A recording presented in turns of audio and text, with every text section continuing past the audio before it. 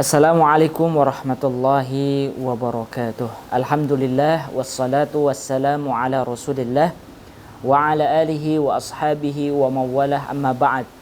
Kaum muslimin, Bapak Ibu sekalian yang semoga dimuliakan Allah Subhanahu wa taala. Dalam kesempatan kali ini kami ingin menyampaikan tentang update perkembangan terkait dengan agresi militer yang dilancarkan oleh Zionis Yahudi pada hari ini tanggal 17 Oktober 2023, bahwa yang telah meninggal dunia syahid insyaallah itu sudah mencapai angka 2.750 jiwa, dan begitu pula yang telah dalam kondisi luka-luka itu sudah mencapai 9.700 lebih. Ini menunjukkan jumlah yang tidak sedikit, dan jumlah ini akan terus bertambah karena serangan mereka sampai hari ini belum dihentikan.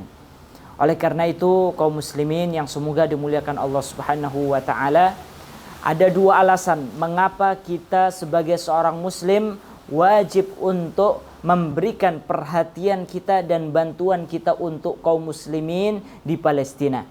Yang pertama adalah karena mereka, kaum muslimin di Palestina, merupakan saudara seiman kita. Allah Subhanahu wa taala menyebutkan, innamal mu'minuna ikhwah, sesungguhnya kaum muslimin itu adalah bersaudara.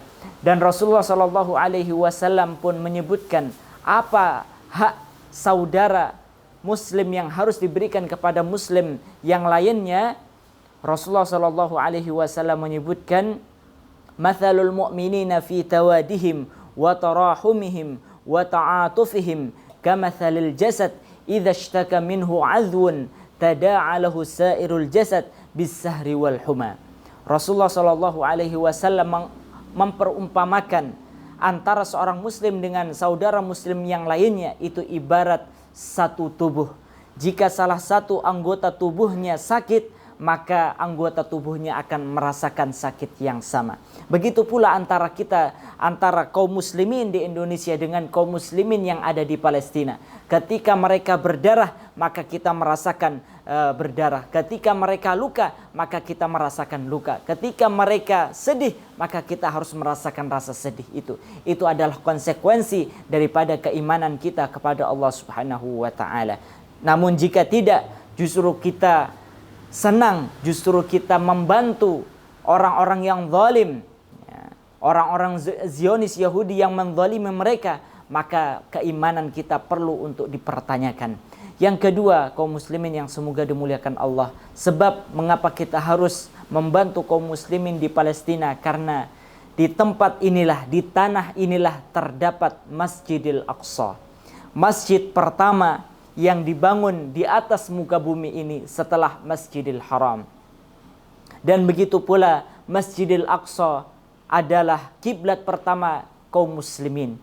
Relakah kita masjid kita dihinakan oleh orang-orang Zionis Yahudi? Tentunya kita tidak rela, tidak ridha. Oleh karenanya, di antara syiar simbol agama yaitu adalah masjid Allah Subhanahu wa taala. Maka upaya kita untuk menjaga kemuliaan Masjidil Aqsa sebagaimana kita menjaga kemuliaan dua masjid yaitu adalah Masjid Nabawi dan Masjidil Haram di Makkah.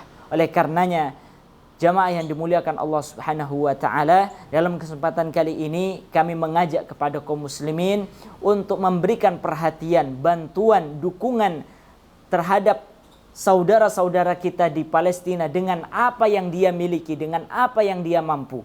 Jika kita mampu untuk berbicara dengan lisan kita melalui media sosial, kita lakukan. Jika kita mampu untuk membantu dengan harta, kita lakukan.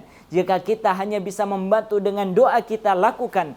Maka seluruh usaha kita untuk membantu, membela kaum muslimin akan dimintai pertanggungjawaban oleh Allah Subhanahu wa taala.